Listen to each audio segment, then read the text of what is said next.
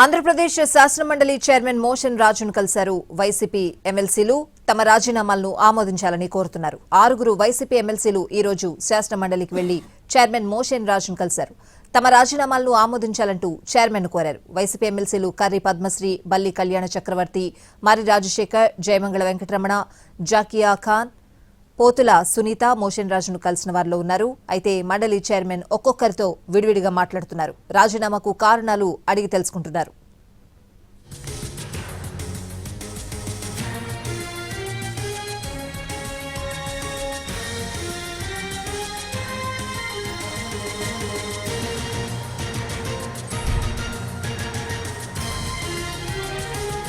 ఆంధ్రప్రదేశ్ శాసనమండలి chairman motion రాజును కలిశారు. వైసీపీ ఎమ్మెల్సీలు తమ రాజీనామాలను ఆమోదించాలని కోరుతున్నారు. పూర్తి అప్డేట్స్ అడిగి తెలుసుకుందాం. మా ప్రతినిధి ప్రసన్న అమరావతి నుంచి లైవ్ లో సిద్ధంగా ఉన్నారు. ప్రసన్న,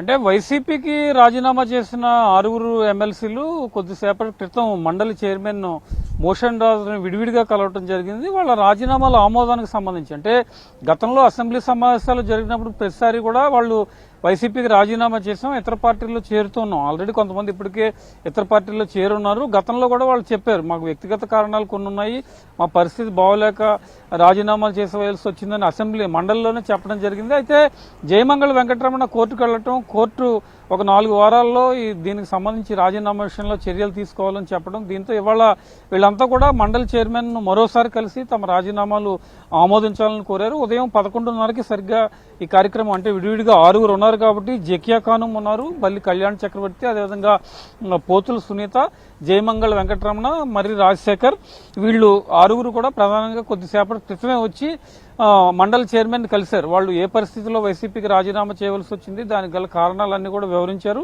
ఆల్రెడీ ఇప్పటికే జకియా ఖాను మండలి డిప్యూటీ చైర్పర్సన్ గా ఉన్నారు. ఆమె బీజేపీతో అసోసియేట్ అయి ఉన్నారు. పోతుల సునీత కూడా బీజేపీతో అసోసియేట్ అయి ఉన్నారు.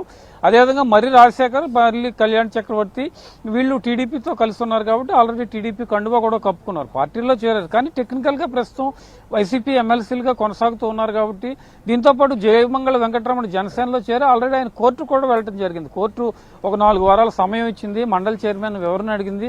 ఎందుకు రాజీనామా ఆమోదానికి సంబంధించి కారణాలు ఏంటని ప్రశ్నించడం, ఒక 4 వారాల గడువు ఇవ్వడం కూడా జరిగింది. కాబట్టి మండలి చైర్మన్ తప్పనిసరిగా కోర్టుకి వివరణ ఇవ్వాల్సిన పరిస్థితి ఉంటుంది. కాబట్టి ఓవరాల్ గా ఇప్పుడు అందరూ పిలిచి మాట్లాడడం జరిగింది. మనకు తెలిసిన సమాచారం ప్రకారం వాళ్ళు ఒక్కొక్కరుగా మండలి చైర్మన్ రిక్వెస్ట్ చేశారు, మేము రాజీనామా చేశాం కాబట్టి మా రాజీనామాను ఆమోదించమని. వాళ్ళకు కూడా కొనసాగితే మంచిది కదా అనే యాంగిల్లోనే మండలి చైర్మన్ చెప్పినట్టుగా తెలిసింది. ఎందుకంటే లోపల ఇన్సైడ్ మీటింగ్ కాబట్టి దీనికి అఫీషియల్ గా వాళ్ళు ఎవరు బయటకు వచ్చి మాట్లాడలేదు. 1-2 ఎమ్మెల్సీలు కూడా, పోతుల సునీత ఆల్రెడీ మండలి చైర్మన్ తో మాట్లాడి బయటకు వెళ్లిన పరిస్థితి, అఫీషియల్ గా బయటకు వచ్చి ఎవరు మాట్లాడిన పరిస్థితి అయితే కనిపించట్లేదు. జయమంగళ ఒకళ్ళే మాట్లాడారు. ఆయన చాలా స్పష్టంగా చెప్పారు, జనసేనలో చేరిన తర్వాత కోర్టుకు వెళ్లాను, నా రాజీనామాను ఆమోదించాలని మండలి చైర్మన్ దగ్గరికి వచ్చాను నిన్న కూడా చెప్పారు. ఇందాక కూడా ఆయన అదే విషయాన్ని చెప్పడం జరిగింది. అయితే 6 ఎమ్మెల్సీలు వచ్చి రిక్వెస్ట్ చేశారు కాబట్టి మండలి చైర్మన్ వెర్షన్ ఏ రకంగా ఉంటుంది, మండలి చైర్మన్ ఈ 6 రాజీనామాలకు సంబంధించి ఎలాంటి నిర్ణయం తీసుకుంటారు, ఆల్రెడీ జయమంగళ ఇష్యూ కూడా ప్రస్తుతం కోర్టు పరిధిలో ఉంది కాబట్టి దీనికి ఏదైనా సొల్యూషన్ ఈసారి వచ్చే అవకాశం ఉందా,